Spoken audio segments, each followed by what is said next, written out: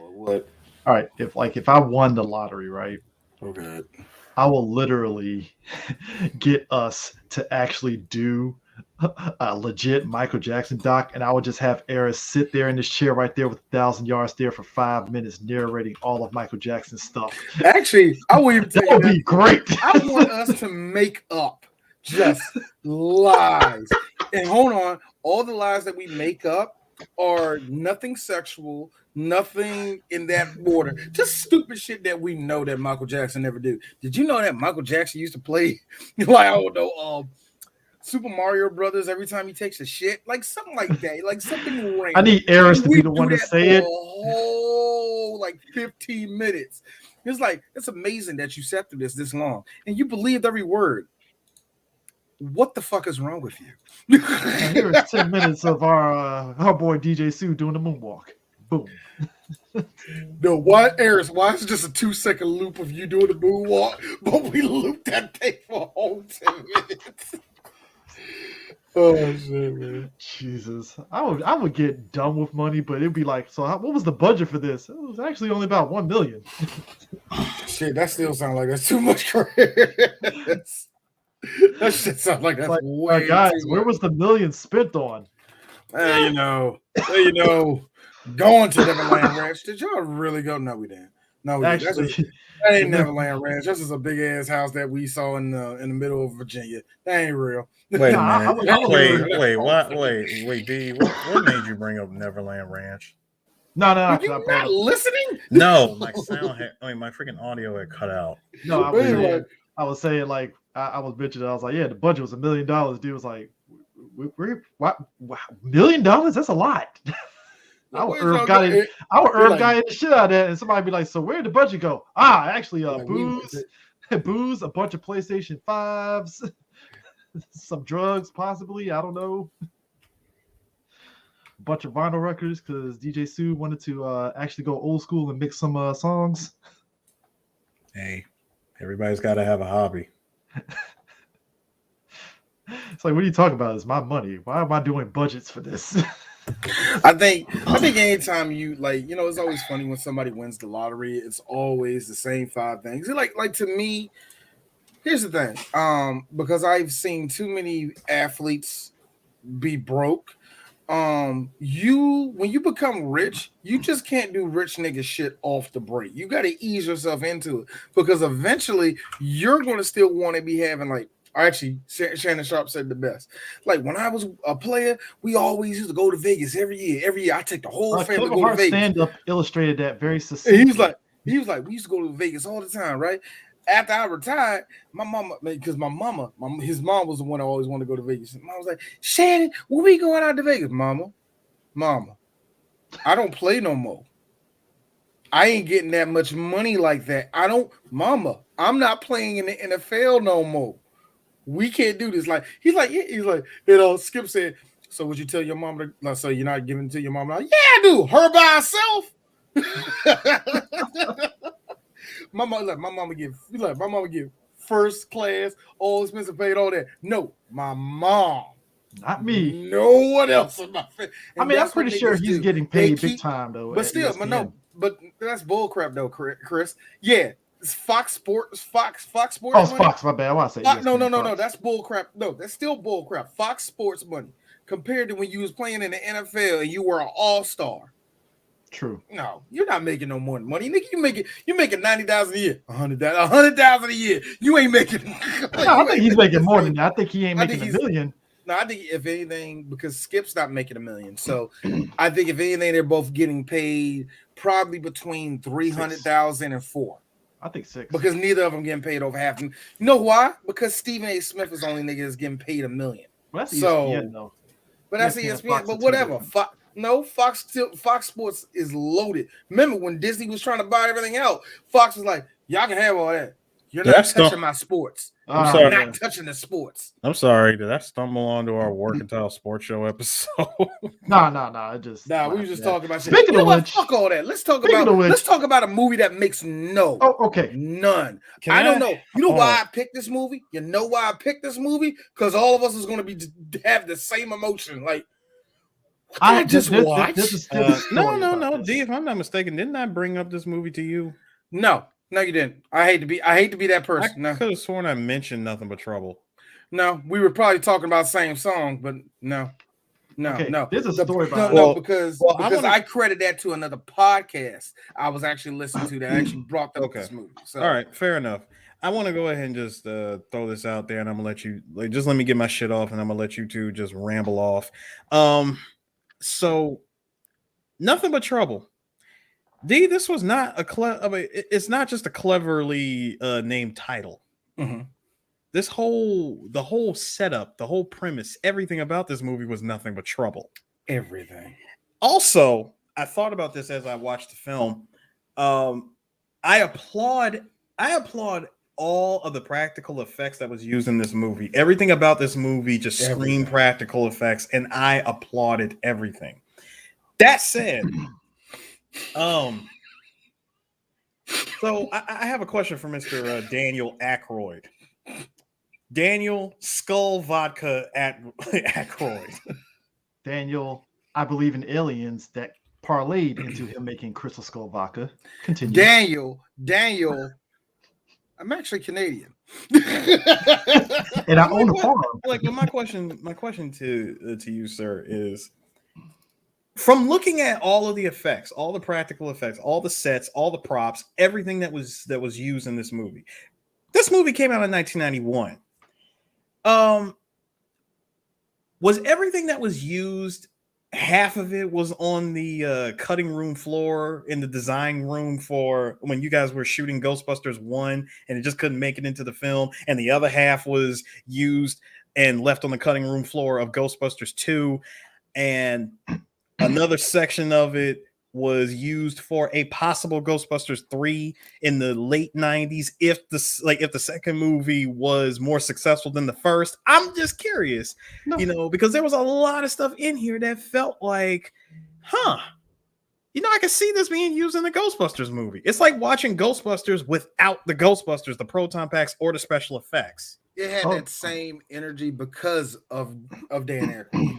That's why. I think it's just because I know what you mean. As much as I really didn't have that thought process, it was like, God, you never, when you were done writing Ghostbusters, you just kept writing Ghostbusters or kept trying to do something different. You know what I mean? Like he kept trying to capture that magic of more so the first Ghostbusters, but the character that he plays clearly looked like an early design of what happened when he got possessed. I'm talking about that scene when he got possessed at the end of the movie by Vigo. Hold on, do y'all remember that? Y'all remember that? Yeah. When he got when he got Peter. No, it's I. Shoot him. When he got possessed, Chris, shoot him. When that's like that scene when he got possessed by Vigo in the end, I swear that looked like an early design of that character. Like his character in Nothing But Trouble. Believe it or not. Side note, I'm sorry, Chris. Side note. Because this crossed my head because I've been doing it lately. Every time I have something in my mouth like a pen and I'm doing something, I say the same thing that Dan Aykroyd said when he was sliming the whole Statue of Liberty. Beautiful. Yeah, beautiful. I always do that. Believe it or not, so this movie, the wiki doesn't show it. It was actually a video from this YouTube channel called Good Bad Flicks, and they did like a 25-minute deep dive into the behind the scenes of Nothing But Trouble and stuff. I saw Hats Off do theirs. That's where I got it because I went ahead and listened to their podcast too. Yeah, I know what I think I already know where you're going with this. Basically, the movie came not from Ghostbusters, but from when they went to go see Hellraiser. Now, I gave up on the Hellraiser series after the first two because that's a territory of horror that I just don't care. Because the whole thing of people's skin getting ripped off, I tap out. That's like, But the first two Hellraisers are some of the best horror movies ever made. Here's the thing: honest with you, they went to go see, especially the second one in Dee's opinion. Yeah, that's why I tapped out after the second one. I was like, ain't my thing. Come on, man, you had eyeballs, man. Because after that, nothing. Hellraiser didn't make a lot of sense, but after the second one. That look, I will never look at cube puzzles the same way. That's all I'm saying. Point is, Dan Aykroyd and his boy, this is when Dan Aykroyd was still on SNL. Well, they were on the latter part of the SNL at the time. No. That's a different story. But anyways, Chevy Chase? No. It's something else entirely. I'm thinking because if I ain't mistaken, I know this was him and his brother that wrote. Yeah, it was him and his brother. They went to go see Hellraiser. When they were in the audience, and I remember the first Hellraiser, there is some like unintentional, if you know a horror movie from the 80s, there are some like unintentional funny moments because the acting ain't necessarily the best and stuff, right? So Gary Quinn did nothing wrong. Fuck you. Yeah. So it was one of those. They were in the audience and they were they're watching Hellraiser and they're laughing at things from that movie. And him and his brother got the idea, hey, how about we write a movie that's like a horror comedy? So he took 6 months to draft up this script for Nothing But Trouble. It wasn't called Nothing But Trouble. I think it was called it went through it. Yeah, Get. G-I-T. Yeah, Get. So they try to go to John Hughes. John Hughes is like, yeah, I actually like write my own material, even though he likes some of the sensibilities in the script because it hit to some of the stuff. There are two stories of that. There is 2 stories of that. Story number 1. Dan, this is excellent. Nah, I'm not going to do it. Well, I always write my own shit that I direct. Story number 2. You know what, Dan? This is awesome. This is... What the fuck is this? Yep. So there's no stories. Wait, D. No. What happened was Nigga, that's Pretty in Pink. No, D. He got to page 7 and said, "What the fuck is this?" You know what? Looking at that in context of the movie, I would say page 11. Yeah.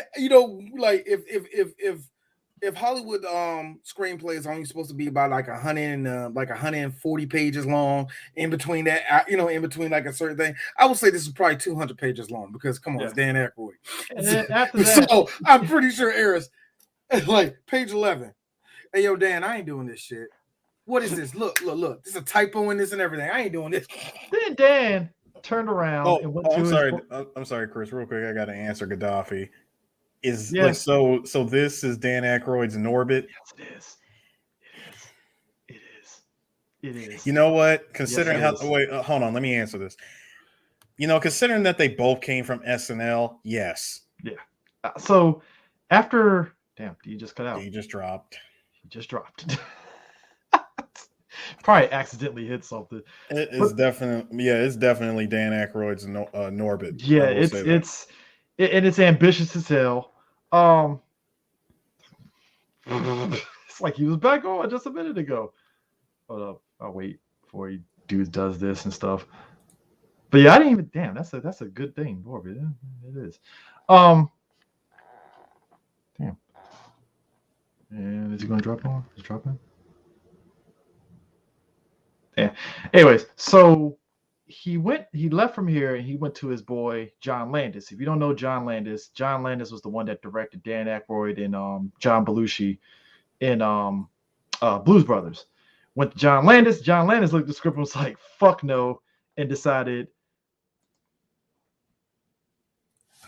John Landis looked at the script and was like, "Yeah, go fuck yourself. I ain't doing this shit." I'm paraphrasing, but that's pretty. But he immediately was like, "The script I'm pretty sure John Landis. Dan, what the fuck is this?" Thank you. No. Like, but come on. Last time we made remember when we made the script for Ghostbusters? Remember made it for Ghostbusters. Made sure that everything was hey, Harold was with you. Harold was with you. No, wait, D. I got an argument that breaks the whole thing. John Landis is sitting here going, he's sitting there looking at the script, reading everything and going, I'm sorry, Daniel. I'm just coming off of Coming to America. Yeah.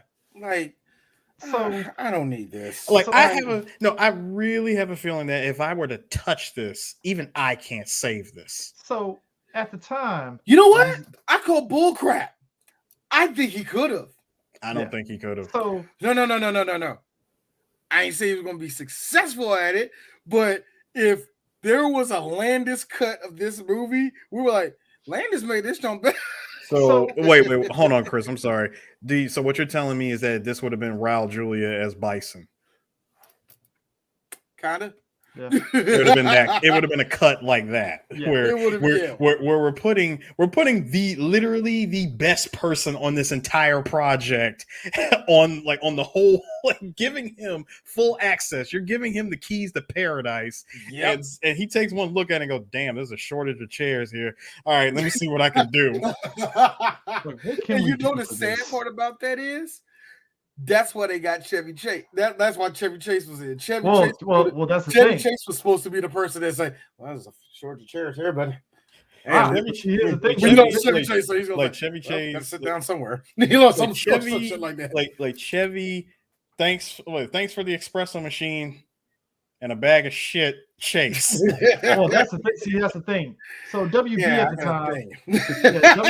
time, they caught wind of the script because it was making its rounds prototypical of Hollywood and stuff. And it was like, hey, we're interested in the script. But if you do this, you got to put Chevy Chase in the movie, and we also want John Candy. Akroyd was like, yeah, sure, fine, and Akroyd also wanted to play the judge, and he also wanted to play. He wanted to play the lawyer that Chevy Chase ends up playing, Chase, but they wanted Chevy and he also Chase. wanted to play the judge. So and just on some real shit too. Between Dan Aykroyd and Chevy Chase, give me Chevy. Yeah, give me Chevy. And that's nothing against Dan Aykroyd. It's just no, give me him. Yeah. So they gave him a $40 million budget. He actually went $5 million over because. How do you get a $40 million budget and still go over $5 million? I can answer. Hold on, I can answer that. You know, this is my theory. All right, my tinfoil hat theory, because everything up to 1991, everything up until Ghostbusters 2, a lot of Hollywood studios looked at Dan Aykroyd and said, you know what? A lot of things that you've done in the past, you have it's great. You turned in gold. You made studios so much money. And we at Warner Brothers, hey, we're going to give you a budget. We're going to give you a very, very, very generous budget. Have fun with it. We only have one stipulation in place. Don't fuck it up. I mean, think about it. Like Chevy Chase. I mean, you think about it. But you're right though, because it's like. And I'm sorry, Chris. I'm sorry. I was just gonna say the reason why I say that is because this is Warner Brothers, and Warner Brothers is still neutrally evil. But you think about it though. You think about the fact that Dan Aykroyd, this is the guy that did the Blues Brothers. He did fucking Dr. Detroit. He did Trading Places. Ghostbusters, Indiana Jones for that brief cameo and stuff. Spies Like Us, Dragnet, The Great Outdoors, Caddyshack 2, even though it was inferior to fucking Caddyshack 1, but it's Caddyshack 2. Why did you even mention Caddyshack 2? You know that me and Eris are going to reluctantly watch that movie one day? Do you know? Because I know you, Chris. Chris, you're going to do the right move and say, no, fuck this. That's Bam. Y'all have it. I put Caddyshack 2 on the same par of fucking Ghostbusters 2. It's like, it existed. Fuck you. Because Caddyshack 2 is a different level of unfunny. Thank you. It's straight up unfunny. See, at least Ghostbusters 2 is actually funny. At least they kept Slimer in the movie, nigga. That's what I'm trying to Hold say. on. Wait. D. Hold on. I don't want to turn this into a Ghostbusters podcast, but God damn it, I'm going to say this. Slimer, my nigga, he got upgraded. My man got a job working for the city as a bus driver in the second movie. And guess what? Guess what? It was funny. And Eris and me have seen Caddyshack 2. Let's combine all the funniness, just Chevy Chase, of Caddyshack 2 and compare it to one scene, Eris. Burn at the stake! Which is the better scene? Shout outs to Harris Yulin. No, but also, Harris, this move. also, real quick, I'm gonna go ahead and keep it real. You want to know the real Caddyshack 2? You want to know what it's called? Go ahead, Chris. You know what it's called. Teed Off, Rocco's Modern Life. Actually, I was going to say Who's Your Caddy, but he's actually Eris is right. I'm going to say Eris is right up here, nigga. I mean, Who's Your Caddy is the spiritual successor to Caddyshack. Teed Off is a better Caddyshack 2 than Caddyshack 2. Yeah. It's actually the first episode of what we did on Bam, Eris. Exactly. That's what I'm saying. It's like, but Dan Aykroyd still had and also SNL, so he had that weight. So of course he's gonna get $40 million thrown at him because he's Dan fucking Aykroyd. And also on some real shit, the person that's a part of this thing, and I just looked it up because I thought it was John Peters. John Peters is a known producer at Warner Brothers. I'm thinking like it was probably him. No, it wasn't. It was actually Robert Weiss. Yes. And Robert Weiss, let me tell you, this dude, he just lost all of it after the 80s. Okay, so check this out. He produced Kentucky Fried Movie, Blues Brothers, Police Squad, Dr. Detroit, Dragnet, Naked Gun 1, Crazy People, Nothing But Trouble, Naked Gun 2, the Weird Science television show, which is underrated. I will admit, underrated. Naked Gun 3. He produced Sliders, Chris. He produced Sliders. He did Tommy Boy, Black Sheep, Night at the Roxbury, and this is where he started to fall apart. Superstar, Ladies Man, underrated. Scary Movie 3, the last funny thing that whole series did. Scary Movie 4, and he did superhero movie. Holy crap. This dude is known. So D, you know what that means. Yep. He's that century's John Carpenter. He's another John Carpenter. Also, he stayed the fuck away from Blues Brothers 2000. It's funny, right? Because he was one of the producers that got picked to take over the Scary Movie franchise after they kicked the Wayans brothers out, and he just turned it into shit. The superhero movie is crap too. Sir, they deboed the shit out of the Wayans brothers with Scary Movie when I heard what happened. It's amazing that they replaced him. And all this dude has been doing was making duds, young.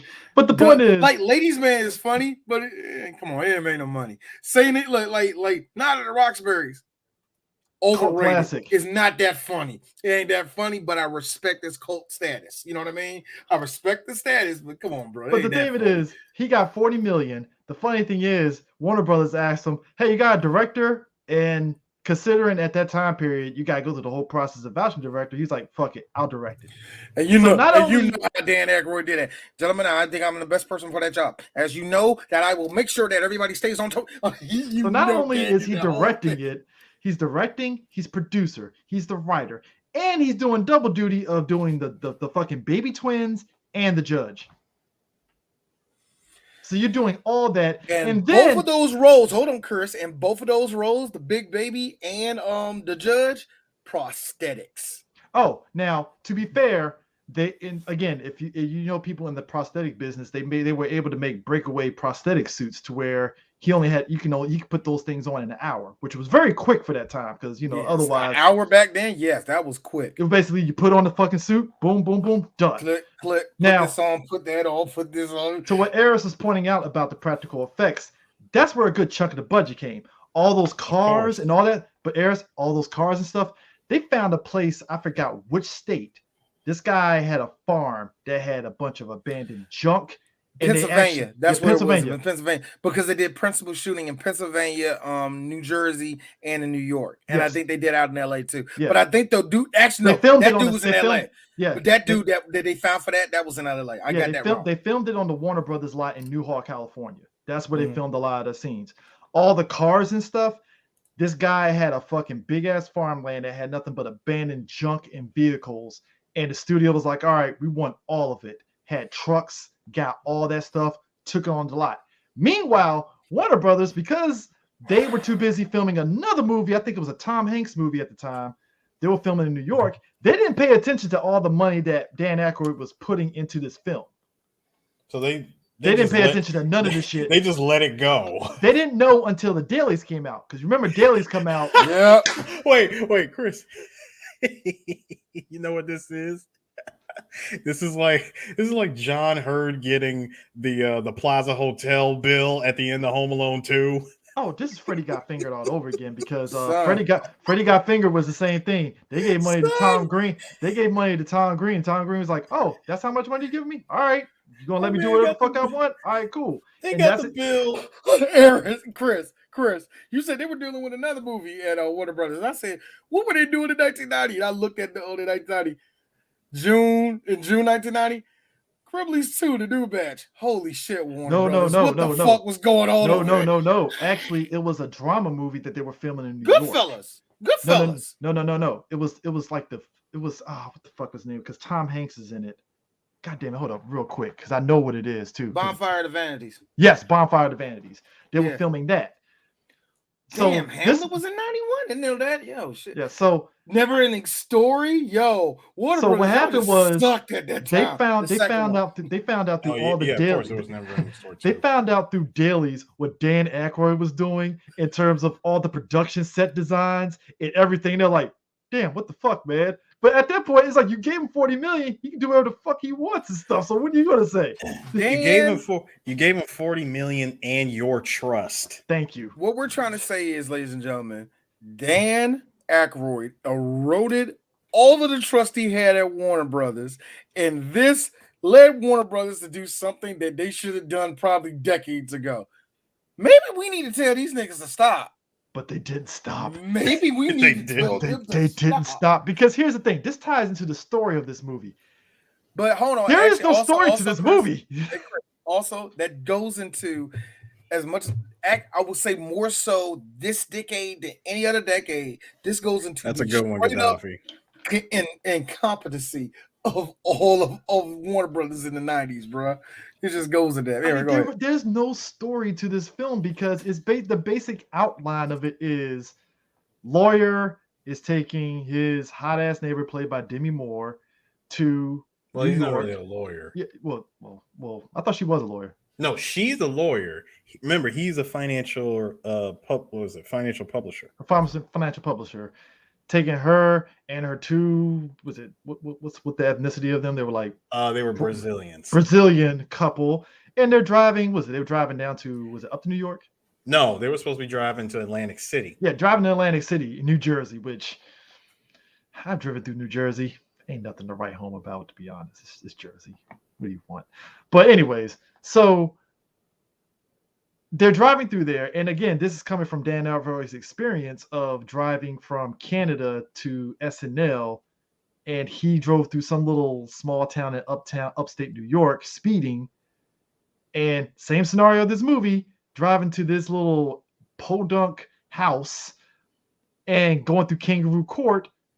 And that's what inspired Dan Akroyd for this movie. Except actually, hold on. You missed out this point. Not only was it a justice of the peace, but after it, the judge said, "I want you to have some tea with me and my family." And he did. Sure. For 4 hours. Somebody said he was there for like 4 hours. And he basically kindly show these people to their room. Now, the thing about this movie is these characters, this judge does not like rich people. Doesn't like him at all. And his brand of justice is basically killing people, which ties into when they're having that little train cart, which, by the way, that whole train table, costs $25,000 to make. Eris. This is money. This is the crap I'm talking about, Eris. See, you and I, we appreciate this. I appreciated everything from this movie. Here's the thing. Eris gets all about I get on Eris's nerves about this because Eris loves it way more, loves practical effects. So I get on Eris's nerves on purpose with this. And I always say this because Eris is not fucking stupid. But I treat him like he's stupid. You know this shit costs money, right? Yes, D, it costs money. $25,000 for a train table. $40,000, right, nigga? No, and you know that if you get that to a person nowadays in Hollywood, yes, D, I would tell them no. Yes, but you know that you already know what my response to that is when you lean over to me and say, "No, this costs like $40,000." And my response is, D, get out of my no. Number one, D, get out of my face. Number two, art does not have a price tag. No, it's that beam of Mr. Incredible. Art does not art. Yo, seriously, $25,000 for the train table. But that's the roller coaster that goes inside the house. They actually bought that from a carnival. I think that costs like $40. See, and I'm glad you said no. Hold on, Chris. I'm glad you said that because I got something for you guys. If this movie was made or released by Universal instead of Warner Brothers, I could see I could see this whole set being an attraction. Yeah, it should have been an that was the attraction. point. That was the point he was going for. That was the point And- that Akroyd was going for. He wanted the house. He, like you said, the practical. He wanted to be a spectacle of a horror comedy kind of thing. And that's That the was the thing. point. And this is the reason why. This is one of the reasons why I wanted us to review this movie, because there is as no plot as this thing is. I mean, there absent of plot. But guys, y'all seen it. There is real love put into all the effects that they do, even if it doesn't mean nothing. You want to know what I mean by doesn't mean nothing? 2 times in the movie, and I like how they did it at the very end of the movie. 2 times in the movie, Chevy Chase would glance at the judge and double take, and his nose, which already looks like a dick, would look like a dick. And it's a blink and you miss. Yep. And for me, I know it probably, especially back then in the early 90s, you know, when that humor was like really crude and nobody liked it. I know it went nowhere. But Dan Akroyd, this is D telling you this in 2021. Thank you.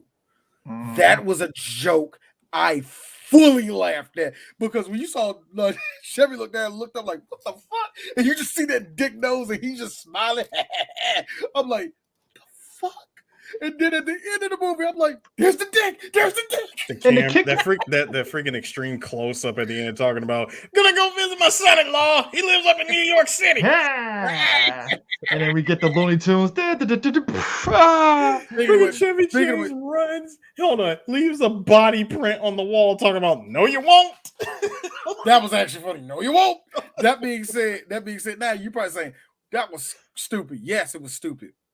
I laughed. No, hold on. It was stupid. Hold on. It was stupid. It was stupid, D, but guess what? That was Dan Akroyd thinking of Warner Brothers, because that was some Warner Brothers shit. Do you want to know what makes Warner Brothers? I'm sorry. Do you want to know what makes Warner Brothers dick hard all the time, no matter what, especially in the 90s and the late 80s? Looney Tunes references. Looney Tunes. And any reference to Looney Tunes. To this day, now it's 2 things in Warner Brothers to this day. It's Looney Tunes references and a Batman reference. Yep. This all like, remember, actually a year before, a bad movie that Warner Brothers movie that we reviewed, Gremlins 2, the Batman symbol.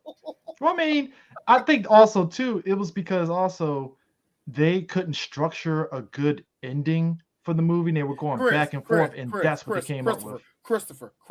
The only thing that was well constructed was that mansion. Okay, I know. Well, I'm just saying they couldn't come up with a good ending. The mansion. So this is what they did. You say the mansion. I just say the amusement park called that town. And that's the thing too. And that's the thing. That budget was just all the stuff that they got, all the materials that they got. Also, this is another thing too. I like Chevy Chase, the Fletch movies. I did watch those and stuff. The funny thing is, when it came out recently, that when Donald Glover came out and was like, yeah, Chevy Chase was a douche, and everybody's like, oh no. I'm like, guys, this has been an ongoing thing since forever of his career. And this movie was in particular because guess what? Number 1, Chevy Chase was getting paid 3 times more than anybody on this fucking film. Number 2, Chevy Chase went from being on the movie to being a fucking dick, because even Demi Moore was like, yo, why are you bitching every fucking day you're on set? There were several people that said they will leave because they hated how he talked to Dan Akroyd. Do you know how hard Dan Akroyd had everybody? Do you know how hard that is to get the whole crew to go, hey, yo, director, we behind you? Do you know how hard that is, even in good situations, to get the whole crew on your back? Hell, you're probably saying, look, next Friday, half that crew probably hated Ice Cube, but they were glad they were in the movie, right? Yeah. In this sense, everybody wanted to be there because of Dan Akroyd, and immediately wanted to leave because Chevy Chase wanted to be a dick. And he was dialing it in, which if you watch the movie, you could definitely tell it went from like, oh, he's acting to now you're just going through the motions. The one thing, and look, you know what's the saving grace from Chevy in this movie is one thing. His one-liners. He knows how to do dry comedy very well. He's great at dry. He is the king of that. He's the king of really slick bullshit coming right back at you. Like, He's the king. I mean, there's a reason why people wanted Ryan Reynolds to do like the Fletch remake, which thank God that didn't get greenlit. Hey Chris, I stand by this. It ain't gonna hurt nobody if they did and made it bad. Trust me. I mean, granted, Chevy's whole legacy is fine. Oh, it's fine. It's fine. It's bulletproof. I mean, Ed Helms did the fucking National Lampoon movie and shit, and it was okay. Terrible. They were terrible. Those were terrible. Those were terrible. I'm talking about the remake. No. I know you're talking about the remake. I was just thinking of the other National Lampoon movie with my favorite moment. It's like, I'm the damn tour guide. Ask any damn question you want. Yeah, can anybody tell me where I can get some damn bait? Vegas Vacation was fucking hilarious. My favorite Vegas Vacation. Any National Lampoon movie. Roll them up. Again, Chevy Chase. Yeah, also gotta put this line. It's probably my funniest moment from Caddyshack. You have to be the ball. You have to be the ball. Here's the funny thing. I agree with Brad, Eris. I agree with Brad, and this is probably the only reason why we're trying to do Caddyshack 2 in 2035 is because you gotta understand. Me and Eris we're not in no marathon mode to get to that movie. We know we have to. Do. Hold on, D. Just to prove the point, we will do every Caddyshack inspired movie and episode of a show before getting to actual Caddyshack 2. So please, hold on, Chris. So please join us in 2048 when we talk about 2048. By the time 2035 hits, 3BG will be on a network and they'll tell us, no, you're not doing Caddyshack 2. They'll save you from yourselves on that one. You know what? First off, Chris, thank you. Yeah. Second of all, the network know who Dwayne is, right? No. D, hold on. Wait. They will pay you not to do Caddyshack 2. Hey, Chris, hold up. You said we about to embarrass Chris. You said, tonight. Hold on, Chris. You said that 3BG would be on the network in 2035. Excuse me. What took you so long? Yo, fucking CW and shit on 10 o'clock at night and shit. Like, goddamn. Don't do that, because I'll rock that time slot. Ooh, we will take advantage of that. It's like, how much we getting paid? Oh, shit. All right. Like this. Like, all right, guys, you ready? No, Dwayne, you can't say pussy. Fuck. I'm gonna take it a step further and say USA Sci-Fi. Sci-fi, sir. Sci-fi. Wow, Eris, that's real bold of you to think that the Sci-fi channel is going to be around. No, before they get Sci-fi channel's gonna get. They're gonna turn into fucking. They're not even gonna be Sci-fi anymore. They're gonna turn the number version of fucking Sci-fi, the fucking hacker version of Sci-fi or some shit. The binary code. Binary code Sci-fi. See, y'all giving them too much respect. See, I know NBC Universal. They're gonna merge them in with USA, and it's just gonna be USA. It's gonna be like USA Sci-fi for like a year and a half, and they're just gonna make USA. Sir, it's gonna be more. It's gonna be more lazy. It's gonna be USA 2. No, damn, no, D, you literally kind of give Sci-Fi the same fate as G4 Tech TV. No, you did. You just said the same thing. I did. Yeah, you're right. You did the same thing. Freaking G4 Tech TV. They became G4 Tech TV. Dropped the Tech TV. G4. It just became G4 with two of the only successful shows to come out of Tech TV. Man, they gonna be. Do you want to know the funny part though? The funny part is that I just know that's what NBC Universal would do to them, man. They're gonna call it USA 2. Already, that's lazy right there. USA 2. Hey, look, they'll flex all these things, and it'd be like one person like, so y'all used to show like sci-fi shit. You like, see Star Trek right there. They good. No. Then they pull the MTV move and come up with USA 3, and it's like they bring back the USA Cartoon Express. They bring back the the Action Extreme Team. They bring back all the old shit that was on USA. I don't want none of this until we get the Ocho, and it's a serious No, I'm just saying, like all the old shit that disappeared from USA, much like MTV had all their old shit that disappeared, they threw it on another channel until that time, that 1 year run that they give it is gone, and then they throw something, then they throw more of the same bullshit from their other two channels on this one. You know what? Actually, you know what? Because Viacom, all the Viacom stations, that's how they treat TV Land. I mean, because in all honesty, how many Robin Big reruns can you sit through before it gets dumped to another channel? That's Chris. That's Chris's show, not mine. That's Chris. The show they just said it's the ridiculousness channel at this stage. Yes, it is at this point. MTV 1 and 2 just shows nothing but ridiculousness to the point to where their 40th anniversary was this year for MTV. And MTV said, "Fuck all that shit. We ain't celebrating it. We ain't celebrating shit." I laughed at that. I'm like, nope, not a real world reunion. No. That's on the Paramount. The real world reunion is on the Paramount. It's on Paramount channel now. Anything owned by Paramount, pretty much. How much of a cop out is that? Oh, how much of a cop out? Even to the point, real quick before we get back, even to the point that the fucking VMAs this year was so fucking lame because it wasn't even a celebration of all things MTV. I was like, damn, y'all really just dropped the ball all together, huh? I think it's more of them not. MTV is going to disappear. More of them not giving a shit. Like you notice that they dropped the music television marquee from their logo. Oh it's yeah, just MTV. I'm like, they might as well change the M to R because remember it was damn near the reality TV channel for a while. Yeah, and it is kind of well, it still is. Yo, here's the thing. You know what pisses me off is that I got like they had I forgot what show they had that was talking about music, and they got no attention, but they showed Catfish all goddamn day. Meanwhile, hey guys, did you know Video Soul is on Tubi TV? I'm loving it. Yeah, it is. Yeah, Donnie Simpson. Sorry, what? Donnie Simpson and Video Soul is back, baby, on Tubi. Yep. Is it real? Is it old? Is it old? Is the old one? Oh no, it's the new. It's brand new. Donnie Simpson is hosting it. Got new artists coming on there. It's actually pretty dope from what I'm hearing. And this is coming from a person that admires Donnie Simpson. He's looking older now, ain't he? Robin Big is also on Tubi as well. Yeah. No, sorry, they're on Pluto. I thought they were on Pluto. They got their own. They got their own 24. They got their own 24-hour channel.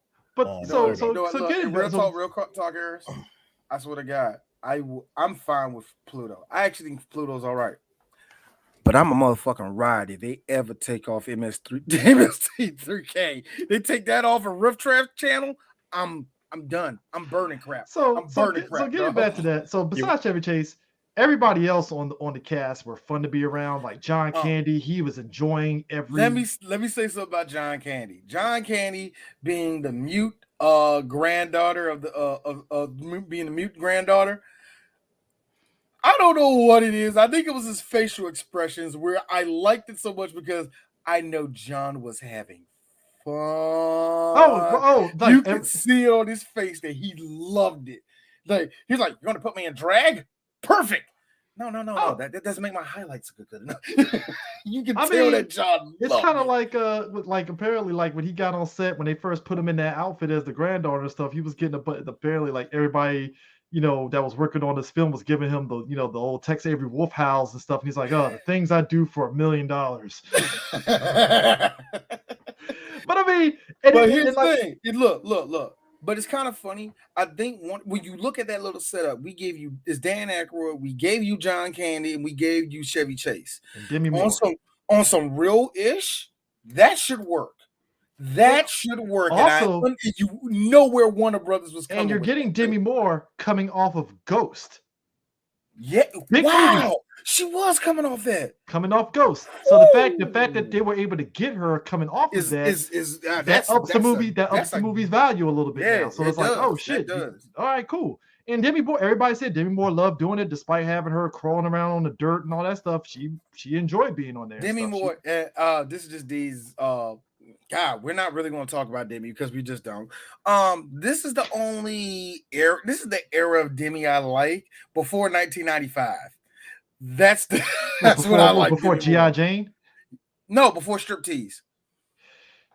Okay, yeah, we I'm gonna say were before we striptease. were Yeah, I we was were going to say pre-striptease. yeah, because we were all kind of drinking the Kool-Aid Yeah. of striptease. Yeah, I did it because I didn't think that. Like, I'm an older man now, and I can see, yeah, she was fine in that movie. But But when you I know, was a kid, but I Hollywood. didn't like her. But let's be You know real. what I mean? Let's be real, guys. Y'all remember, Entertainment Tonight was jerking themselves, and Hollywood was jerking themselves off of. Oh, Demi Moore, she plays a stripper now. Yeah. I mean, they was big time. Then a year later, she's playing a Navy SEAL. This is big Based for women. on allegedly a true story. Based on a true story. Every Navy SEAL. Okay. There's like 60 bad things in this movie, and all of y'all need to hear this. Yo, I remember being in RTC watching that movie, and I got to hear my gunny going like this. That's bullshit. That's bullshit. They stopped doing that years ago. That's bullshit. It's over the top. It's over the top. But like you're like, that's actually real. That's actually very real. Children. But this whole movie overall, when you watch it, despite how bizarre everything is, you could tell it's a passion project that directors rarely get a chance to do. Mm-hmm. To be able to get 40 million, you could not get no person today will be able to get that much money to do their passion project. The equivalent of 40 million at that time, the equivalent of 40 million would probably be $100 million. Ain't nobody going to get a director. You get free will with that 100 million. For a director to get a budget of $100 million, they would have to win every damn film festival in 1 year. Now that being said, there are in other words, they got to pull Nolan numbers. Yeah. Who else will get that deal? Oh, they will give it to Scorsese. They'll give it to Scorsese. They will give it to Spielberg. They will give it to I don't know about Scorsese because remember they were bullshitting them on the last movie that went to Netflix.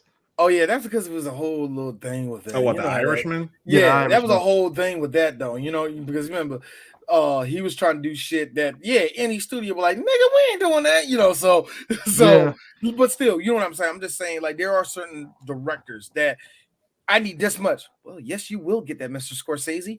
No, also, I need. I need this much. Are you making a comic book movie, Mr. Scorsese? Comic book? What's that? No, hold on. No. The comic book movie? Fuck no. Ugh. Mr. Scorsese. Here's your check. It's been a great business doing with you.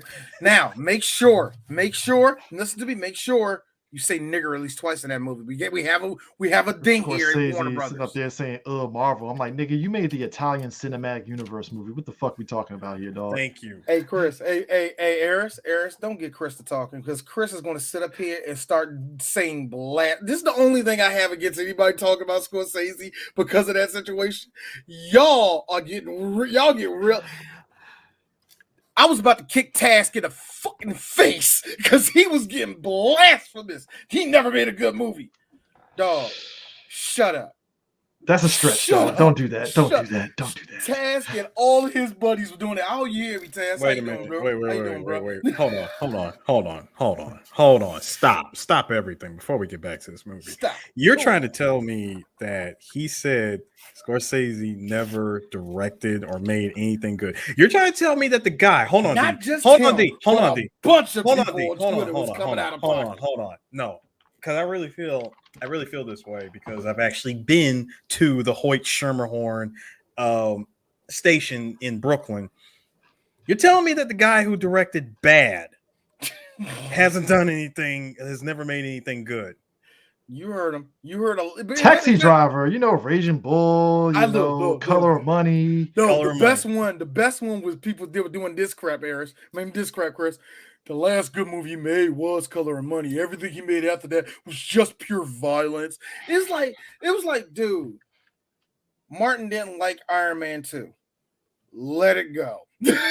Just let it go. Like if you wanted to sit there and say, now if you wanted to say, hey, I wasn't too fond of, I don't know, Hugo. All right, fair. Sure. Because as much as I thought it got it praise, I didn't care for that fucking movie. Yeah. Oh, remember we just that movie came out when we just started Three Black Geeks. Me and Chris played no defense for that movie. I was like, it's like the Owl movie. It's like the Owl movie with fucking Zack Snyder. It's like I shrug at that movie. Like I feel, you know what? Real talk, that Owl movie that Zack Snyder made, I really feel like that was the movie that if that movie did good, That would have changed the whole He course. did that after Sucker Punch. It's like you did Sucker Punch and then turned around and was like, I got something for the kids. Ow! I got something for y'all fuck niggas. What y'all know about owls? Nah, but anyway, Kids are gonna come after that. my thing is this. Directors nowadays in that position of Dan Aykroyd, at most you might get $5 million if you're lucky. I mean, If you're lucky. like now, real talk. I think but here's the difference is this: the budget that's made is set. Yeah, it's set. What they didn't do with Akroyd was give him any limit. They just said, that's why here's the checkbook. They just said, here's the checkbook. You do something with it. And you know what I mean? And that's why he went $5 million over. That's never going to happen again. And that's never going to happen again. Because look, good example. Mm-hmm. Zack Snyder got what, like 150 million to do on Justice League. The culture is pretty damn good. The culture here at WB. Anyway, did like whatever the budget was on Justice League, right? Yeah. They said, all right, Zach, this is how much you're getting. This part of the budget is just for that. Mm-hmm. This part of the budget is just for that. They didn't do that with Dan Aykroyd. Yeah. No director is going to get free. I mean, look at the time period, though. Unless you're Scorsese. I mean, if you look at the time period, let's think about it. It's early 90s. It wasn't just Dan Aykroyd. There was a lot of people that was getting kind of carte blanche to kind of do whatever to a degree. And this is what really, Cutthroat Allen comes to mind. That's what actually, God, what's the name of that motherfucking studio? They did Heaven's Gate, and that's what messed it up for them too, because it was like, I'm sorry, how many horses did you kill? Oh my God. Shut this whole thing down. Shut everything. Shut the whole studio down. 1980s movie Heaven's Gate? Heaven's Gate, yeah. Who produced that? That would be Partisan Productions. Yeah, they're no longer here. Ooh, yeah. Like United Art, like all them people, United Artists. 44 million, only made 3.5 million. Yeah, that makes it. Yeah. Like United Artists and all the rest of them. That's where that crap happened, because in the 80s, all these directors wanted to be freaking bourbon and make these passion projects. And the problem was, and what sucks about passion projects is two things: is that number one, you truly get to see what the director saw, what he wanted, all the rest of that shit. The flip side of that, it's hardly profitable. It is hard. It's rarely very rare that you get profit. Very rare that you get real profit from a real passion project, you know? And, I mean, and I'm not talking like, I don't know, like, at least what I heard, Tina Fey said Mean Girls was a real big passion project. But that's Mean Girls, bitch. You ain't had no special effects and explosions going on in this joint. You know what I mean? Yeah. So, but no director is going to get that type of push like that. That's never going to happen. Thanks a lot, Dan. You fucked it up for Hollywood. Yeah, but here's the funny thing. Mm-hmm. Because that this is the passion project, we're talking about this. If it had none of this in here, Eris, if this movie had none of the special effects, none of all that, you would have been just like me. Like, okay, why are we doing this movie? There's nothing to it. It's just a movie with a bad plot. Because even with all that passion, it turns into, this is bad. Look at this shit. Because even Dan's love for cars, it goes into that chase sequence between, John Candy's cop character and them chasing them in that BMW and stuff, because Dan Aykroyd likes cars and doing those kind of sequences and stuff, and that tied into all his love for everything. First of all, how about that Beamer, Eris? I'm looking at you about that Beamer. Yeah. First of all, shout out to that 1991 7 series. That 7 series, Joe, man. Did you like how the GPS was a real-time GPS that had the freaking line come down? They had the line come down on the screen. I'm like, yo, they put a legit TV screen in there. Also, on some real shit, this is just D. Did you see them rims, my nigga? Dude, those things come stock on the. Those are the stock rims. Yeah, those are the stock rims. But Eris, ain't nothing like seeing it in its prime in 1990. Seeing it in its prime is one thing. It's the same thing I said about freaking GoldenEye when the Z3 was first shown. Exactly, now hold on. See, I'm gonna keep it real with you. The body of the Z3, beautiful, amazing. Let's talk about them rims. I like how the nigga comes out of here. The rims, though, bro. What? Boy. Them shits was hubcaps when they came out. Hey, that's plastic on my car. What the hell's your problem? Thank God 2 years later, like 2-3 years later, the M version comes out, and it took that same starfish look and made it into an actual deep dish rim, and it looks so much better. I think the credit of the movie is like the movie goes from that whole scene, and when you get to the actual house itself, and they go inside the house, and they have that kangaroo court sequence and stuff. It's like the movie just gets wacky and wacky, and you don't even know. And you don't. Hold on. I'm sorry, Chris. Errors. But he got caught by a motherfucking Pontiac. No, I know, right? Hold on. They had the fucking Batman, and he pressed a button, and can we talk about that too? That Pontiac. First of all, for detour, my man had a detour switch. He flipped the switch, and it caused the freaking detour gate to show up. I'm like, son, this is some Batman prep time shit. Hey, Chris, look at me. Hold on. I'm looking at the right side. Defund the police. Yo, did you like how he had a switch for for not nitrous oxide, straight up flames? Like, now here's the thing, Eris, I got that made him go faster. I was gonna say, Chris, Eris, is it the flames that make you go faster? It was the flames.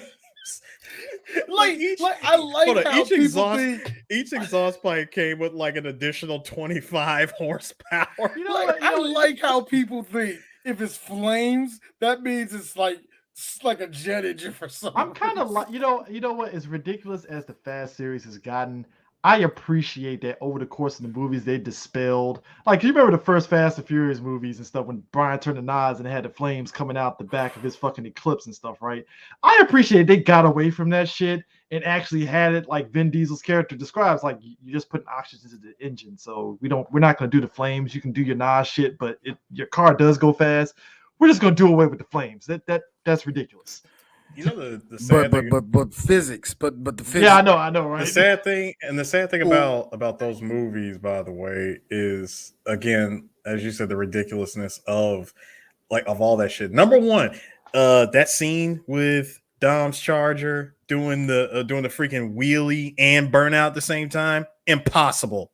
Yes, you can never do that in real life. By the way, I screenshot that picture of D. That's perfect. That is perfect.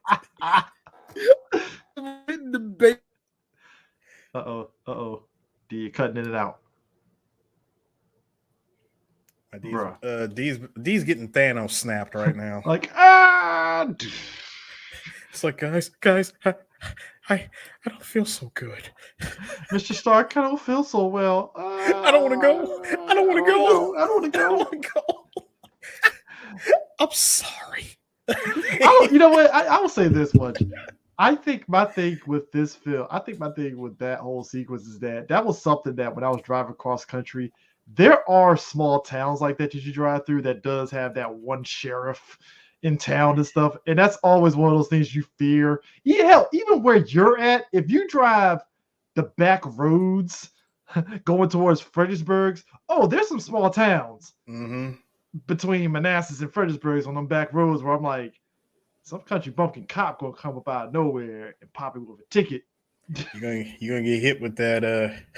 You got caught. You got caught. Like, fuck it. But I did like how when Chevy Chase was like, man, I like how his boy was like, man, you got a Benz. You just smoked this fool. So yeah, you're right. It is a Beamer. Yeah, that seemed like logical advice. Hey, his Brazilian boy, like you said, it is logical advice. He's like, hey, smoke him. I know I'm drunk. Smoke him. No, what I loved was when he said, I love how he sobered up real quick and said, you have a BMW, act like it. He has a valid point there, sir. He has a valid point. Hold on, he has a gas there, sir. He has a valid point, but guess what? Two things. Two quick things, Chris. Number one, yes, it's a 7 series, but it's an automatic. Number 2, it's an automatic in 1991. It ain't that quick. Still fast. It ain't as quick as you think, okay? Hey, still fast. No, when Jason Statham drove it's that automatic, nigga. when Jason Statham drove that 7 Series in Transporter 1, he was outrunning the shit out of everybody. Why? It was a manual. But also too, John Candy was kind of technically driving the Blues Brothers vehicle. He was driving the Blues Brothers. The Blues Brothers police vehicle. The Blues Brothers police vehicle gets like plus 100 to speed. I'm about to say that's one of the most broken cars in movie history. Yeah. But let me just say, yes, you were driving a 7 Series, 3.3 liter engine. That dude, you should have been lapping that Pontiac. You should have been. Should have, but movies and stuff. But especially after you got talked into it by saying, "Oh, I think I can outrun him. I really think I can outrun him." For a hot sec, he did until, like you said, all of a sudden spit that switch in. Then all of a sudden, hey, I can drive faster than everybody else. But the whole sequence when they get to the house, that's where the movie gets bizarre. And even I was like, so what's the plot of this movie again? And then all of a sudden it's like the house is a character in and of itself because number one, it's a cluttered mess, which I'm a very clean person. I don't like cluttered houses like that. And like I said, that's probably why I kind of like when I watch those shows like the shows with everybody got cluttered mess. You mean like like our girl Marie Kondo freaking Marie Kondo, Declutter My Life. Yeah, that kind of shit. It's like that whole house. And what you find out is that this family, the judge and the whole family, they've been doing this shit for years, which like since the 1890s. Yes, because the judge is about 106 years old and shit, and he looks at and like I said, going back to Dan Akroyd and them wanting to do everything practical, you could tell by like they accumulated all this junk, all the cars, and all the stuff is all piled up and stuff. Everybody's passports and driver's license and stuff is collected up. You see bones that it looks like the machine, which by the way, another practical effect is that machine. It's a very practical effect. The Skinner. The food they're eating, they imply that's the people that the Skinner chewed up and stuff, which makes it even more grosser when you think about it. It's like it's awful. I didn't eat hot dogs, so I had an adverse of not eating those type of hot dogs for a while. Let me tell you something. When you see that first shot, when you see Gray, my nigga, like when you see that shot of the hot dog, I immediately said, no, I'll starve. I will starve. The second she took that junk out and plopped it down, I was like, no. First of all, I'm not even touching anything in this house. No, but you give me food now. When Dan Aykroyd's character pulls out the ketchup and that shit came out more liquidy water than anything else, I'm like, you see the face I'm making, right? Glizzied. Fucking that glizzy was terrible. As people from DC, we can properly use the word glizzy without making it sound like a penis. No, them was dicks he was eating, man. No, like they. I mean, it was. Like I said, the movie implied it. Hey, the movie implied it was real people that were eating, which it makes it even more gross. But see. Also, that being said, shout out to Daniel Baldwin. We didn't know he had a Baldwin in this movie. But I mean, hey, D, it's the '90s. You throw a rock, you're gonna hit a Baldwin. Come on now. That's terrible, man. That's terrible. Of course, it was going to hit the Baldwins. Everything. It's like, who can I afford on my $45 million budget? Which Baldwin brother can I get? Who can I afford and be like, and I'm friends with? I know, right? The Baldwins kind of like me. Like, I'll throw one of them in there. He doesn't mind getting killed. Hey, can Billy be in this? Oh, he costs too much. Let me get Steven. How the fuck does he cost? Let me get Daniel. I thought so. Daniel wasn't doing that. I honestly think Daniel was high on coke in that scene, so that wasn't even acted. It was like, "Are you high, Daniel?" Yes, I am. All right. All the Baldwins except Alec and probably William. Well, no, Alec. No, just Alec. All of them outside of Alec had a drug problem. If you ask me. Alec drank. I do know that. Alec, yeah, he was a boozer, but he was a boozer. He was what you call like, I thought you drink. Nah, you're not. I drink, but sexy drinking. I don't be doing this blackout shit. you mean Frank Sinatra drinking? I mean, Tony Stark drinking, where it's cool. Oh, Jesus. 90s comics, Marvel comics, Tony Stark drinking. That's what I said, like sexy drinking. Come on, man. It's like I have a scotch. It's great, right?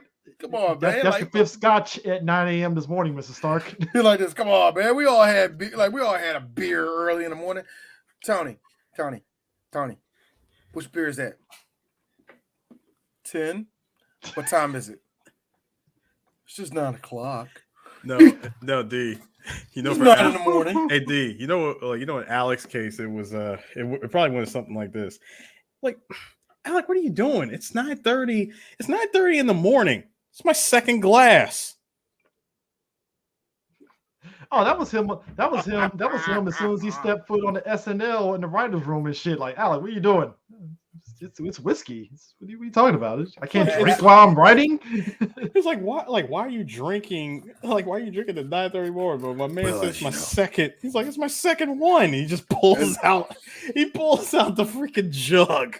You know, it's Alabama. Well, as you know, as a good actor that I am, I must be in pure shape, sharp as a tack. That's why I need my booze. Now give me my booze. Oh yeah, you could actually to make it better. You could hear his thoughts as he's drinking. Oh yeah, this tastes good. I mean, but like, oh yeah. I humped every piece of ass on SNL.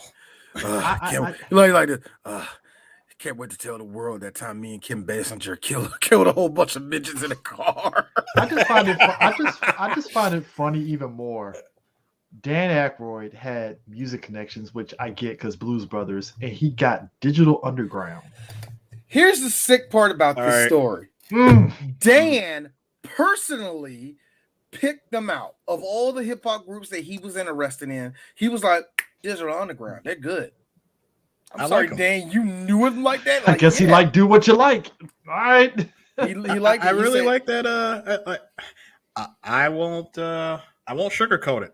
I really like that Humpty dance. Got to tell you something about the Humpty dance. The Humpty dance is showing everybody around the country. I love it when Dan talks. Dan like Akroyd. I'm sorry. There are white people. Yeah, like, look. There's chance to do it, baby. God, I love that. Dude, the fact that they did so many cuts and so many takes for that scene, and he was enjoying himself playing the fucking organ and stuff, which they spent another $20,000 to make that custom organ for his character. Okay. So first off, number one, we get to see Chevy and all the rest of them go through the bullshit they went through with the judge. We got to see Daniel Baldwin and all his mafia buddies pretty much going to the Boninator. That's what it's called, the bone stripper, Jones. Stripper. Yeah, the whole roller coaster. So the black people show up. I'm like, oh God. No, the black people show. The black people show up because it's been over an hour. It's been over an hour, and we don't need anybody complaining. And in true Ghostbusters fashion, black people in a Dan Akroyd film are not supposed to show up until about 45 minutes to an hour in.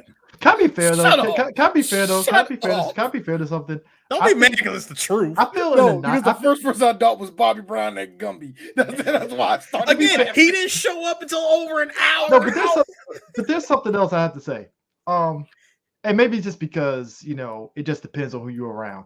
I feel in a certain era, we didn't really necessarily care if black people were in certain movies. Like if this movie didn't have Digital Underground, right, and it's just all white shenanigans and stuff, I wouldn't have tripped off of it. It was like it would never tip the scale. No, it wouldn't. So, but I know it couldn't be made now because people have been like, "Where's the black people?" I'm like, "Do you really want black people in this? Do you really want black people in this?" I don't. No, let's keep it a real stack here. See, there are some people out there that did not see this movie until they tripped over it on cable, and the very first thing they seen was some black people, and the one person that stood out the most was Tupac. Yeah, which is the very first movie. Now hold on, Tupac didn't even say a word. He's in the movie, and I'm like, hold up, that's Tupac. What movie is this? You look it up. Hold on. First of all, you flip back to the preview channel because that shit moves like every 2 seconds. Channel 2. You switch to it, and you're like, oh, nothing but trouble. All right. He's in this movie. Then you start asking yourself, is he in this movie from the beginning? 1991. Hold up, he didn't even release his first album yet. Hell, he didn't even start rapping with with Digital Underground officially until this movie. Mm-hmm. And that's and for me, I think for kids of our era that was flipping through it, I know what made them stop. Man, what type of place is this? The second I got to be honest with you. We was on air, we was on layer, we was recording when he passed away. And we'll get to say it again. Shock G is a big part of West Coast music, and he's a big part of why we got one of the biggest artists of all time to actually become a rapper, to actually be rapping. You know what I mean? Real talk, I think Tupac would have done everything else but rap if Shock G didn't tell him to do it. You know what I mean? He could have, like, Pac probably would have been a DJ, probably would have just stayed dancing and end up being like Michael K. Williams, you know what I mean? End up dancing for Jan Jackson or something like that. You know what I mean? Mm-hmm. Like, Pac could have done anything else. It was Shock G that got that nigga in the booth. So it's kind of just really cool to not only hear that Dan Akroyd wanted Digital Underground in it, but in that whole situation, this was also Shock G putting Tupac out there. Remember, this was the first song Tupac was on too. Yeah. And on top of that, like you said, Tupac, who was already an actor anyway, this is actually his first acting credit. Mm-hmm. So when they started rapping and then he turned around and started going on the organ, D said this. The fuck am I watching? Like, it finally hit me all at once. Like, because I saw the video. We all seen the video before. So when you finally get context for it, it's like, imagine, if you will, you're in a movie theater and you don't know that this is actually half a music video anyway. So you're just looking at it just like regular. And he turns around and starts playing the organ. You're like, I'm leaving. Like, I can imagine. I mean, and the fact that was 1991, I'd probably say I'm gone. And that was the funny thing too, because Chevy Chase and Demi, they're trying to escape and it's not working out. And for the judge to be like, "Oh man, I love playing with you guys. You know what? You can go ahead and go. You're fine." I loved it. I loved it because he did the same thing with the first two times, where it's like, "All right, come in." So you said, like, "All right, everybody, come on, get closer." And I'm thinking about something now. Real talk. I'm like, he's about to kill Digital Underground. I suspend all the fines. You're free to go. Me as a black person, the niggas won. No, he finally got it. Actually, the black people won. Yes. Okay, you know what I wanted to call it, dude? If this was made today, the judge is woke. Like, hey, judge, I knew you was woke. I'm not woke. I just been alive long enough, or some crap like that. Speaking of which, the best line he said about what kind of car they drove. It was a hearse. It's worse. He's like, the ambulance is fine, the hearse is worse. Like, that crap. Here's me, Dan. You're the best thing in this whole entire movie. Boy, Dan Aykroyd's performance is probably the only reason why I'm going to tell people to watch this movie, because it's something about the judge that is so disgusting, so third world. I love this motherfucker. Everything that spilled out his mouth, man. I loved it. Oh my God! I was shocked how much I liked him. You want to know something interesting? You want to know something real interesting? And I thought about this when it got to that part in the movie. Mm-hmm. I'm watching, I'm watching what was happening when they finally got away. Right? Mm-hmm. They finally get away. They're on the train, and they said, "You know what? When we get back into town, we're going to call the cops." They get to the cops, and they give them the most long-winded, whiteboard included explanation as to what they just went through. And the cops are like, shout out to Demi Moore the whole time, who is keeping pace with Chevy Chase. And like, and that happened too. Yes, and this, and then the dog. Remember, there were twins. There were two of them. Like, and the cops are just sitting there going, so we can go out there, but we're gonna need you to come with us. Like, the fact that the cops were in on it is what makes it. No, hold on. That's the best. No, see, that's the best part. They show up. And the judge plays off the whole, the old man, like I'm just an old man. Why are you disturbing an old man to sleep? Watch it, turn around, watch out behind you. Like there's a hornet's nest. Like there's a hornet's nest behind you. And turn around. Hi, judge. I'm like, oh shit. You know when I knew it.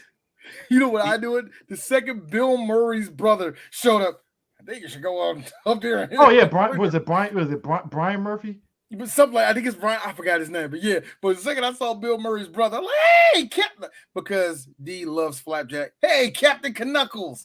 So no, but Captain Knuckles is my boy. even I before love that, him in I that like show. how the movie, for all its goofiness, there's this mini subplot where Officer Dennis, that's John Candy's character, is like, I'm not cut out to be a cop. Am I more than just being a cop? And I like how the Brazilian couple entices him like, Argentinian couple. I don't know why they kept saying because their passport was clearly said Argentina. First of all, Argentinian brother and sister. Yeah, brother and sister. I like how they entice him like, come on, you're better than this. Why don't you come with us? You need to leave. This is better than you, honey. You need to leave. Take a load off of your job. You know, just take a nice, long, extended vacation. And I like how he went from holding the freaking Cobra gun to you know what? Yeah, that was a Cobra. That was the gun from Cobra. It's the gun from Cobra minus the laser sight. You know, he's like, you know what? You guys are right. I haven't had a vacation. Let's get out of here.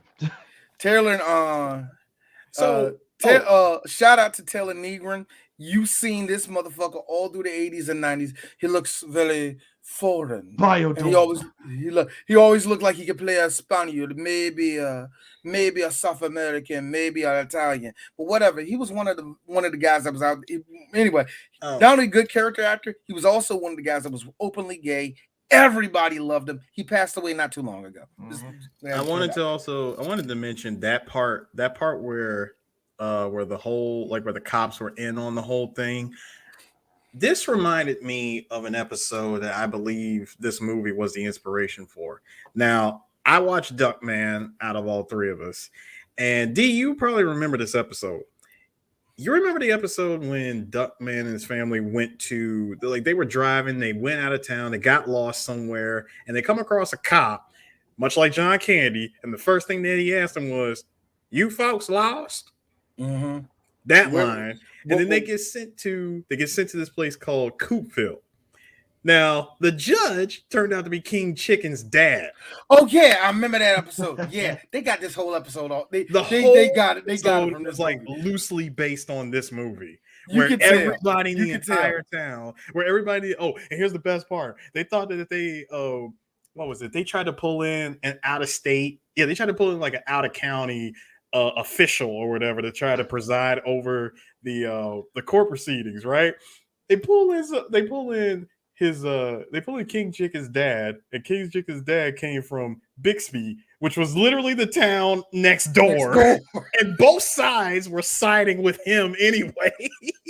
Because King Chicken was a judge and his father was a judge, and he really thought he was going to get Duckman in that situation where, like, I finally got him, and it didn't work. It still didn't work. You know what's so weird about this though, Eris? It feels that like this whole movie inspired this episode. But anyway, go ahead. It feels like this is just a bad nightmare for a white person. Oh, it's like a horrible nightmare. Like white people don't know the joys that us Negroes go through with the court system just making up bullshit. Okay, so for white people to have like, wait a minute, this doesn't make any sense. This is a kangaroo court. Can we say because this is 1991? Can we say that this was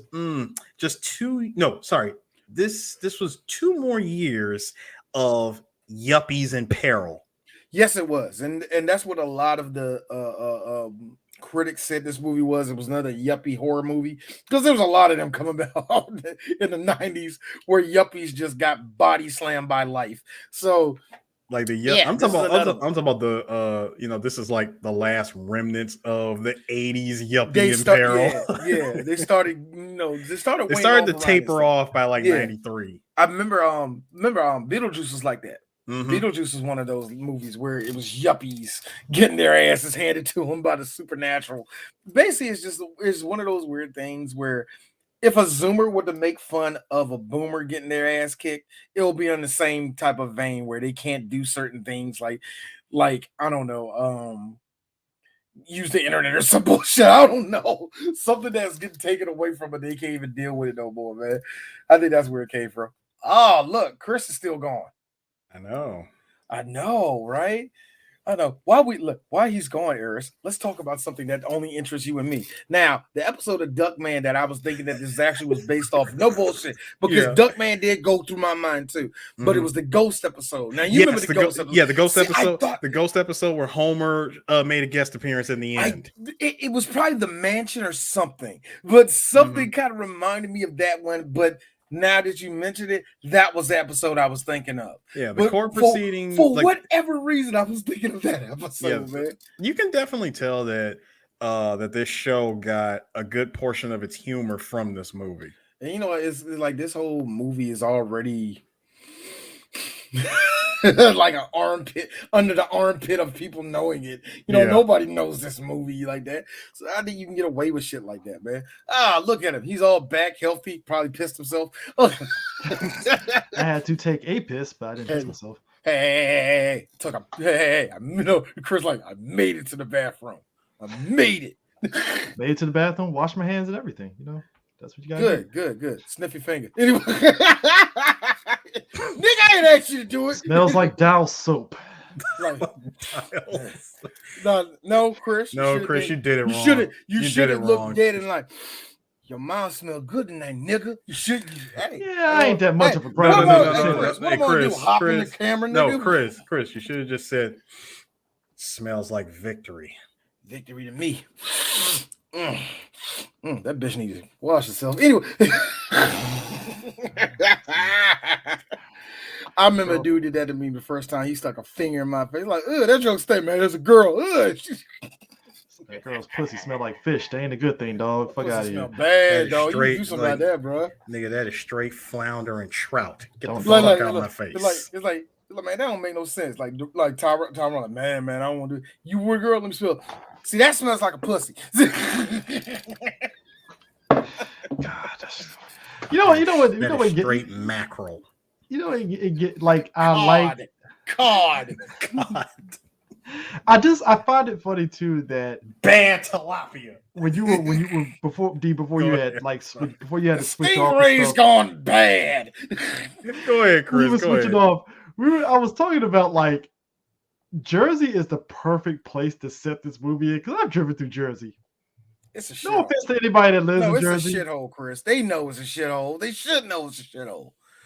So it's what about Maryland? Maryland's a bunch of trees and white people that do meth. Come at me with something. But PG County is very nice. You should come to PG County. It's very nice. Pritchard's County is good. What about Pasadena? Now that's the hills have eyes. Or you come to Waldorf, Wakanda. Maybe if you want to. You need a passport. Actually, no, you need a passport at Lexington Park. Waldorf. I don't know why you keep on calling Wakanda Waldorf Wakanda. There's still white people walking around there with Confederate flags. Sir, that is St. Mary's County. No. You have actual not even that. You have actual Klansmen with the freaking hood walking into your local. No, let me finish. You have actual Klansmen walking into your local Harbor Freight store. Chris, don't do that. Don't try to protect Waldorf like you don't do that. I'm not protecting Waldorf. What I'm saying is Waldorf is Jerry Jones. Diet racist. Come to St. Mary's. It's really racist. I'm talking, you walk into a bar and there's a bunch of white folks. They're going to look at you like, what is you Negroes doing in my bar? No. It would be fine. Hey, man, turn on the Washington game. We say redskin around here, nigger. We say redskin. My bad, partner. Ooh, here's me. Ooh, what you going to do? Where are these white people showing from? No, it's like Homer when he had all those people coming up around him like, oh. But the fact that they said it in Jersey and the fact that the coal mine stuff was the part of it, I was like, damn, that is some Jersey shit. Yep. Here's the fun thing about this, where Dan Aykroyd really got the inspiration for this place is where a lot of people get their inspiration when it comes to mining towns. Centralia. And a bunch of y'all probably already lit up this, listening to this. I know what that is. Centralia was the inspiration for Silent Hill. Yeah. Yep. All these coal mining places. Yeah, Centralia in Pennsylvania. Oh my God, it's a real ghost town and it's scary as crap, man. Eric, Chris, let us never go through there if we going back up to Pennsylvania. Holy crap. You know what? It's not even just Pennsylvania. It trickles down into a part of Maryland. Um, it's outside Perryville. Really? You know that I've driven through bridge? Perryville. No. See, right before you pass the Hollywood Casino or whatever, that side of Perryville. Yeah. When you cross, not the main bridge that's next to the casino, the one all the way on the left side, that bridge. When you drive through Havre de Grace and you cross that bridge, going on the west side of Perryville, when you cross that bridge and you cross into that town, that's nothing but trouble. I like how you said that. That's not my trouble. No, seriously, because you gotta make. I'm pretty sure there's a judge right there waiting for everybody to come. Because through. like as soon as you get to the other side, you make that right turn so you can drive along the coast that goes up towards the rest stop on the other side of the main bridge. That whole town, like it's literally ripped out of nothing but trouble. But you know what? It could be because I'm looking at my license right here, my driver's license right in front of me for some reason. Just a little things I do like about it. I like that the judge was old and feeble, so when he was holding everything in his hand, it was like this slight little shake that was going on. And I was thinking to myself, like, damn, the shit out of this. I mean, even to the degree of playing the fucking twin babies and stuff. You want to talk about D not giving a shit and not laughing or showing any emotion. Anytime those two sweat bags showed up, I was like, what them sweat condom bags? Because they look like fucking giant condoms. I said this. What is this movie? And in the voice now, the voice that Dan was using for that dude, that was the same voice that he used in Caddyshack 2. When he was in Caddyshack 2, to me, that's one of the worst performances that Dan Akroyd has ever done. Because I think because here's the funny thing: you could take those two characters out, and you still have functionally the same movie. Just gotta throw Demi Moore and have her get lost in the junkyard somehow or something. I don't know. But then that's the thing too. It's like I said, I enjoy, and this is how much of a passion project it was, right? When Dan Akroyd, after they finished filming, he showed him a director's cut of the film. The studio immediately was like, "Oh God, oh God!" Everybody in that room looked at Robert Weiss like, "Nigga, you said yes to this." You said yes. Oh, everybody was freaking out because they was like, "Ah, shit, we got to do damage control now because fuck." Somebody called him by his full government, Daniel. I know. How much money? What is this? What is this? Akroyd? And how much money did you spend? $5 million over his $40 million budget. No, I guarantee you, the second the movie went off, they just cut it off. $5 million over the budget. No, sit down, Daniel. No, I want to know. I want to know. Of that $5 million, what was that spent on? What did you spend the extra $5 million on? You know what? Here's the thing, Eris, and I always say this, and because people like bringing this up, film only costs but so much. Where? I mean, that's enough money to do multiple takes. Because I know films cost is that expensive to do that. That extra $5 million was enough to produce several short films. I mean, even to the point, you think about it, even to the point that okay, so you know how the Chevy Chase, National Lampoon movies that they have that distinct artwork for the posters. Yes. Mm-hmm. They got the same person to do that same artwork for Nothing But Trouble. The studio decided not to use that, and that's when you get the generic, the face poster, and then the generic poster that we got for the film. Right. And I'm like, wow, it's like I felt that the studio really just went out the way to give a middle finger to Dan Akroyd by doing that shit to him. Like, damn, so you just gave him a generic ass fucking poster, even the movie premiere, none of them outside of just the people that worked on the film and a couple of the minor actors, none of the principal cast came to the premiere. Wow. So I believe it. Yeah. None of the main cast went to the premiere. Yeah, and ironic enough, the funny thing is, people laughed and had fun with it. Because, like I said, I'm pretty sure they did, though, Chris. Like, you see the movie, like, you can tell there are a couple chuckles. Note what I said, a couple chuckles. But everybody and was also having you fun. worked on it, so you know where the so funny everybody part had fun with it. And like I said, opening weekend, the movie came out. It went in 8th place. So it's because like looking at it right now, hold up, let me bring it up. Because opening weekend, because it came out now initially, it was supposed to come out Christmas. After they saw the director's cut, it was like, push that shit to February. And it came out President's Day weekend. So President's Day weekend, right? You look at the movies, came in 8th. Number 1 was Silence of the Lambs. Number 2, Sleeping with the Enemy. Number 3, King Ralph. Number 4, Home Alone. Number 5, Dances with Wolves. Number 6, Never-Ending Story. Number 6, LA Story. Number 7, Never-Ending Story 2, The Next Chapter. And number 8, Nothing But Trouble. Let me tell you something, Christopher. Let me tell you something. It only spent 2 weekends in the movie theaters. They could not wait. They could not wait to yank this movie off of theaters. I have seen movies that last for 3 weeks. I barely heard. I know it's existed in our time, probably several times over, but it's the shock of just seeing 2 weeks on this list on Box Office Mojo. That's just like, what? They just said, "Fuck that." Warner Brothers did their very best to distance themselves from this project. You know, I'm really surprised that in Space Jam: New Legacy that we didn't see anything. Falcons, baby. We didn't see Dan Akroyd dressed up as a background character. No, not even Dan Akroyd. Just someone who looks like him, like they did everybody else in the freaking Warner Brothers universe. Dan Akroyd, look. They show you see LeBron coming out of jump dribbling. You see the judge up there. Best thing is only 10% of the audience. That's that's him. That movie no, they're doing the Leonardo DiCaprio meme. Yeah, they're doing the DiCaprio meme from Once Upon a Time in Hollywood.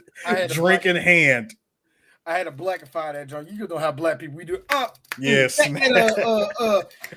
Yeah, Curtis and them cousin. That dude, it didn't even have to be Dan Akroyd. They could have got the John Candy character. Exactly. Just get a John Candy lookalike dressed up as a cop. He could have been right there. He could have been right there with floor seats watching the game. And on some real shit, because D absolutely loves John Candy. He better have floor seats. He has to have floor seats. Now now here's the funny thing. I gotta find the video, but they did an MTV promotion for this movie, singing.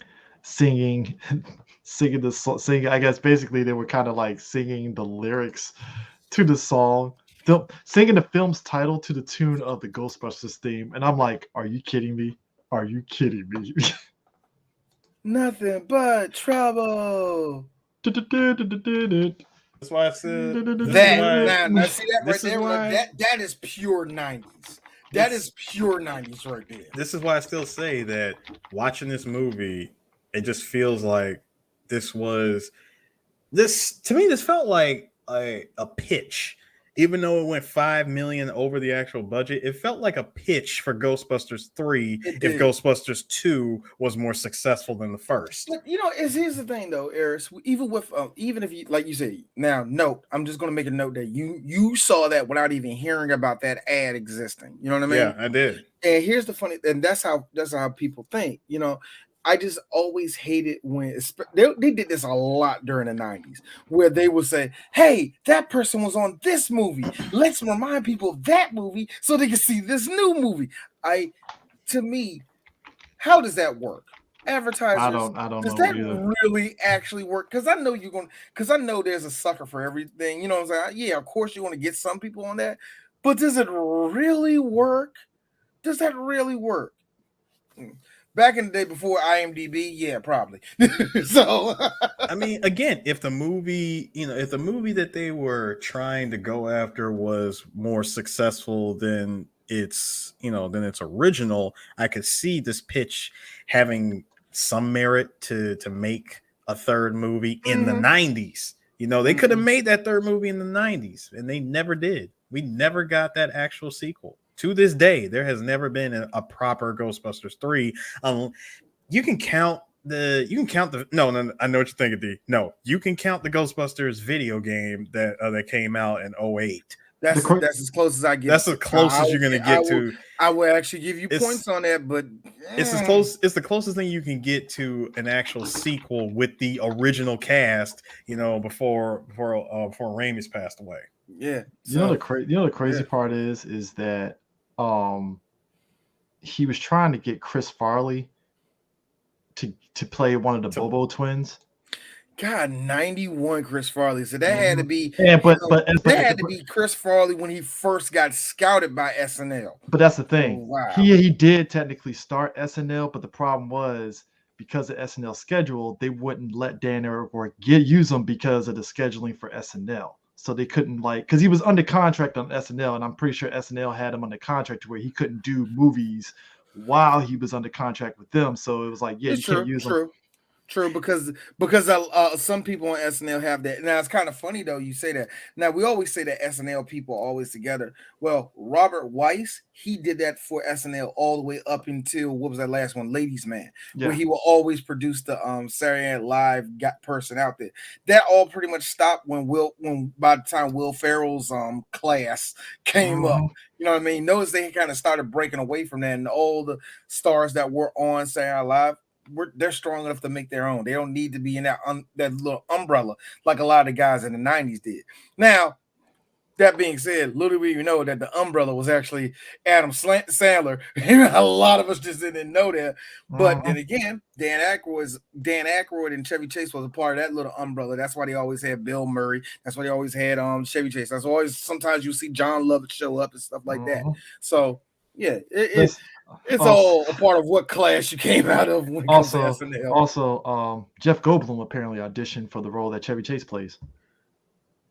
I could see that. Now, this is early Jeff Goldblum. Judge. I can see. So in other words, I'm not a part of. In other words, deep cover Jeff Goldblum. Deep cover Jeff Goldblum. So he would have got habeas corpus. Me, yes.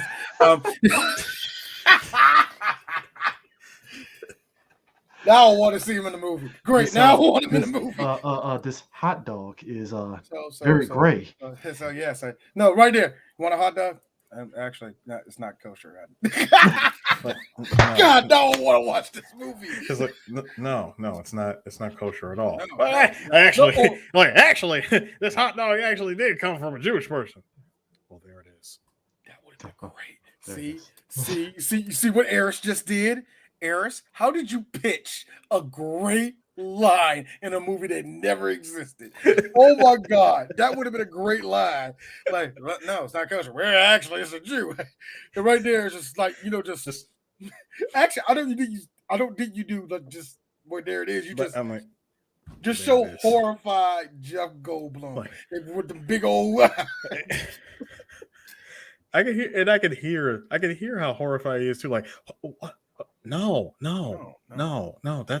that's awful. That's terrible. That's not right. That's impossible. That's things that should not be. I mean, him sliding down that junk going to the bones. I hear.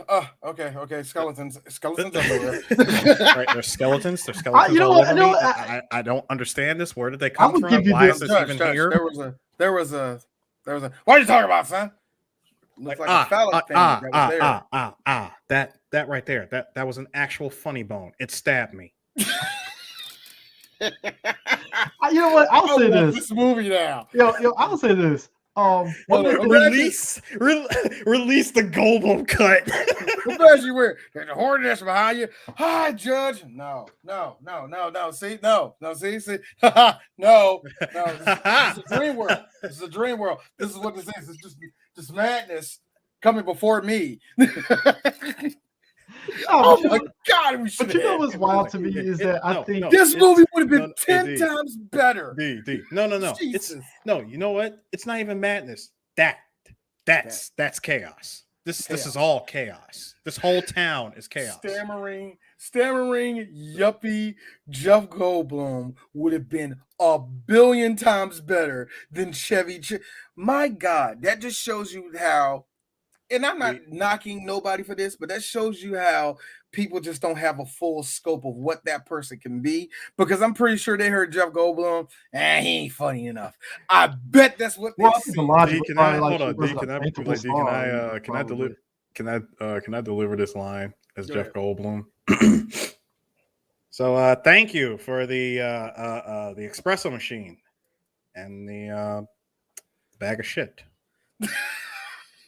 You know what's wild to me? You can picture Jeff Goldblum in 91 saying that. Right there, like, go faster, remember the Brazilian, like, go faster.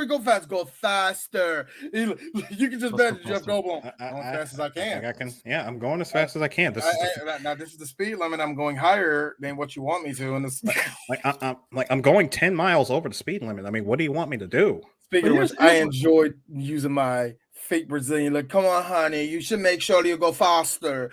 Like, I love using that voice. You know what gets me though is that I think Dan Aykroyd going full tilt into the practical effects on everything in the atmosphere. It helped in the atmosphere of the movie. Like when you're on the set of the house, you felt like you were actually on an estate. You feel like you're all the stacked cars. Everything, it felt real, and I don't think you could replicate that. You probably could replicate it today, but not to that degree of how much. No, you can't. You can replicate it, and you can replicate it in less than a year because it would have all just been a CG platform.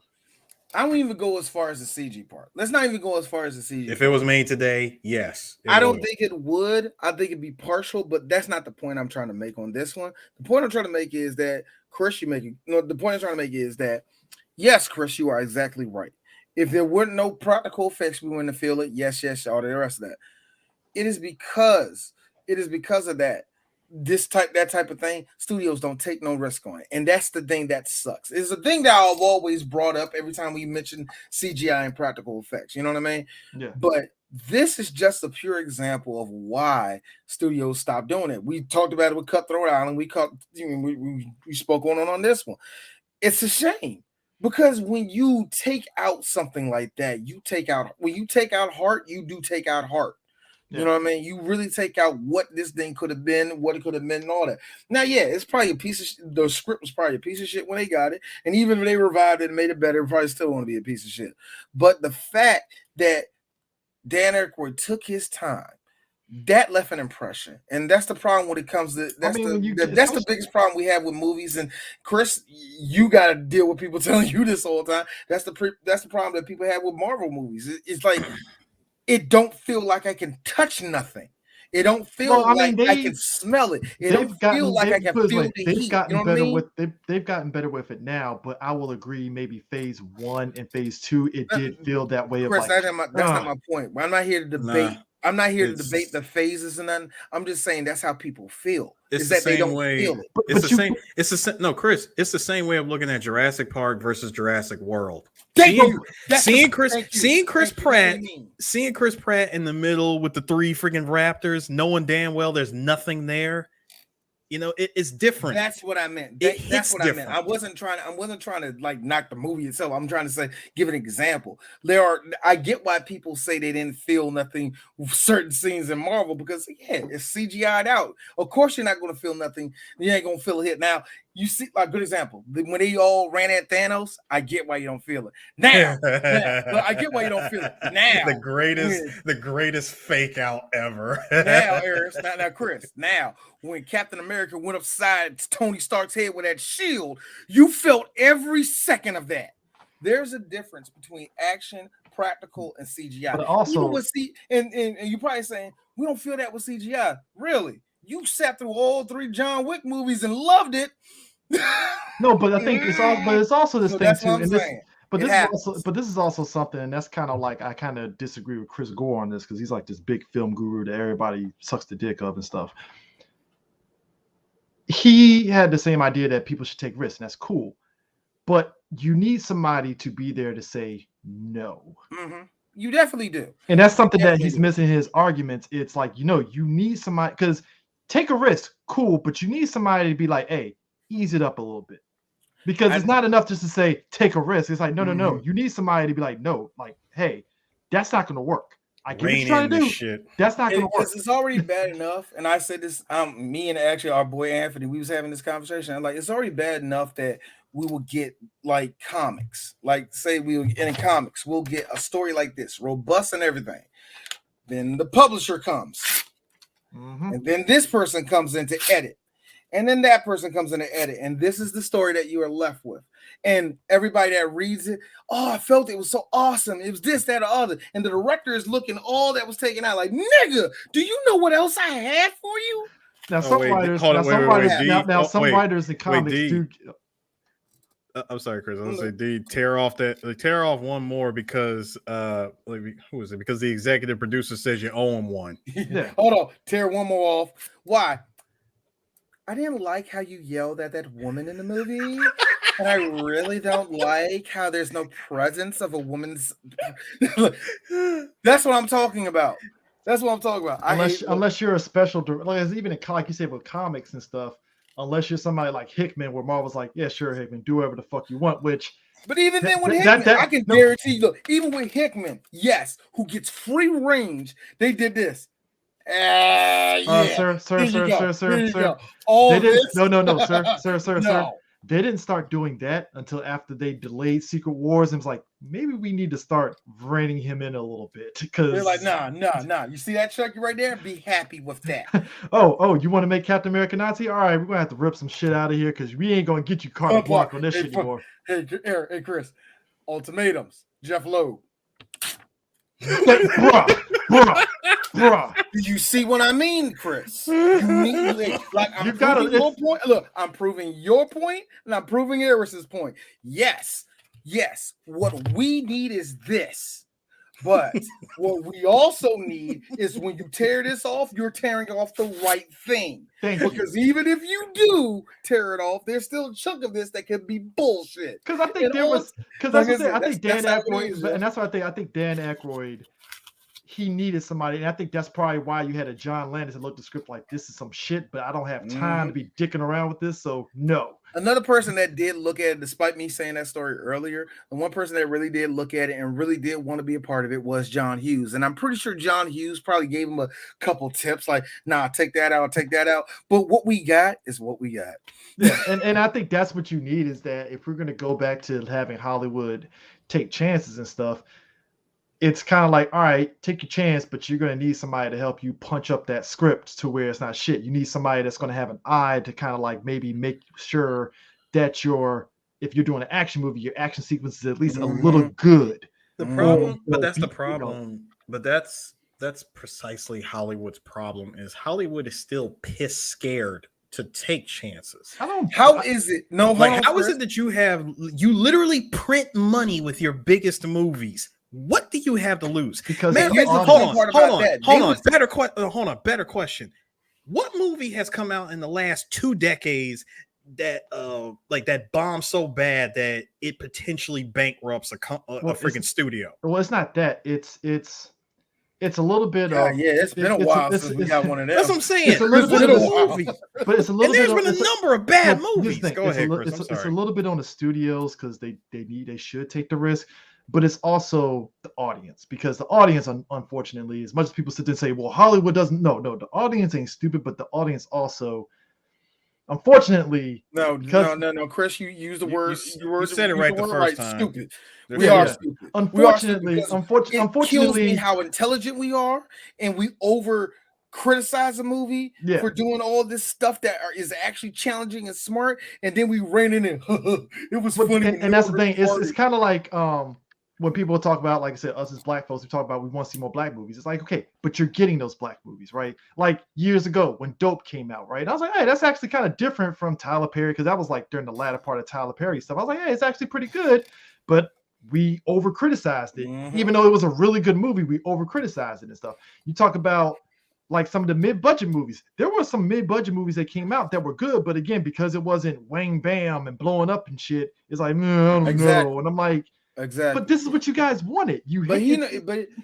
But the one thing, and the reason why this is the reason why I love the critic so much, the crap that he was talking about in the 1990s in that show, talking about how audiences are fickle and all this, all that, it's the same problems we have today. Yeah. And I made a joke before where it's that everything bad about movies now came from the 90s. I stand by that. Yeah. But audiences to me have always been the same. And the reason why I say that is because I actually sat and watched Lindsay's whole thing on this. Musicals that came out in the 1970s and audiences proves to me audiences have always been the same. They have always been the same. Very smart and yet very fucking stupid. But also, I think it's also the aspect of the ease of being able to make your own shit, because all you need is this and that's it. But then again, Chris, and we just talked about it. You can't make a movie on your phone. Go ahead. Dude. And that's great. But Chris, remember when I brought out this thing and I told you, yeah, it's fun to do a whole movie on there. Who's editing this shit? And that's the who's thing, saying no? Yeah. Who's saying no? Unless you're actually making it yourself, it's like, all right, cool. And again, it goes back to the audience and stuff. So it's like, I think everybody, when we're talking about movies and Hollywood taking risks, I think Hollywood, I guess, put it this way, some studios don't mind taking risks. I think John Wick is like the first time Hollywood was like, hold up, we can actually make action movies and it not be crazy expensive. Mm-hmm. Shit. But then you end up getting people like Gareth Edwards who go overseas and make movies. Well, I mean, he did the Raid for like $2 million. That's what I'm saying. You take a budget of $2 million and you can produce a high octane action movie like that. Even like, yeah, you're right. It's like, why do you have to go overseas with a very small budget to make the movie that you want to make because Hollywood is too piss scared to do it here? Yeah, they'll distribute it, but they ain't gonna want to put their money up. Oh, they'll distribute. Like hell, the closest. I think I'm sorry, D. The closest we got to that, Chris, was the movie that me and you saw, The Protege. Yeah, but that's kind of like The Foreigner when me and D saw it. It's along the same lines as The Foreigner, pretty much in terms of, because no Hollywood studio is gonna be like, hey, put Jackie Chan in the movie. It's been a while. They're gonna be like, fuck Jackie Chan. We don't want that motherfucker in the movie anymore. Hell no. Like, we're putting our money up for that shit. Like, what are we gonna do? Cast him as a cop again? Yeah, exactly. So, but meanwhile, you have another studio that's like overseas. It's like, hey, Jackie, we'll put you in this movie, and you're gonna be opposite fucking James Bond. Yeah, let's do that. You're the lead. You're not the supporting character. And I think, like, really, what it is movies are getting the way to make movies. That's it is getting big. Cutting out D. Again. Yeah, it's like delayed like a motherfucker. I like how his camera is hella delayed and the audio is like 10 seconds ahead. Yeah, man. I love the internet. I know, right? God bless the ring. Ear guys. Why such an obscure game? Talk about a game that didn't age well. I actually did played, not. I you know what, D. Harris, real quick. I know we're still recording, but I don't give a shit. Hey guys, I actually was going to stream that game, and I played it after modding this PlayStation Classic. The game did not age well at all. My memories was just of, oh shit, I get to play as Cloud and Sephiroth and Tifa. You look through that shit Chris, you would look through that shit through the thickest rose-tinted glasses on planet Earth. I played it and beat it, and I was like, oh God, what the fuck was I thinking? Like, this was not worth my time. I am not streaming this shit at all. I could never get this time back.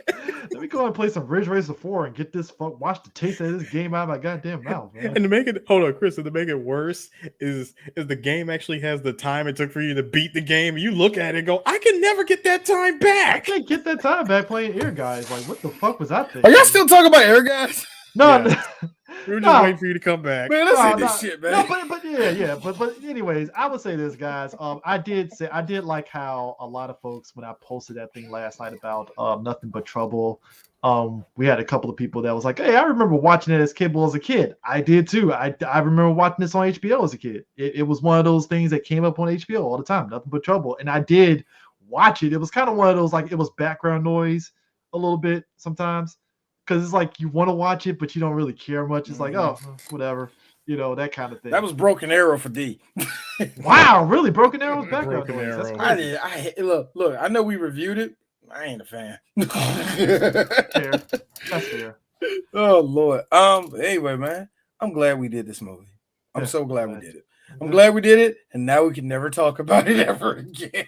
Put the fucking Disney vault and lock it up. All right, so the next two movies are going to be more akin to the Halloween spirit, everybody. So the next movie is probably going to be Tremors, or it's going to be I Drag You to Hell. I know it's not I Drag You to Hell, but I like calling it that because I like seeing white bitches get dragged to hell and get beat up for an entire damn movie. It should be Drag Me to Hell because I like Sam Raimi's sensibilities of horror. It's like, it's scary, but it's the goofy kind of scary that you just love.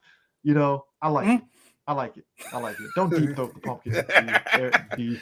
We got kids that watch this. Well, scratching this joke on my face like, hey, D, why are you putting the dick on your face? It's like, we got kids that are watching this. YouTube's going to demonetize this. They're going to demonetize the living crap out of us. There's a rogue penis at the end of this. Cut it. You get no money, sir. Like, we only made like 5 cents off this video. This sucks. Right. But anyway, like I said, next week, more than likely, like I said, it's going to either be Tremors or it's going to be Drag Me to Hell. Drag you to hell, drag me to hell, drag to hell, whatever. Drag me to hell. I don't know why. See, I'm fucking up the pronouns. Anyway, that is it. We see y'all niggas next week. Peace.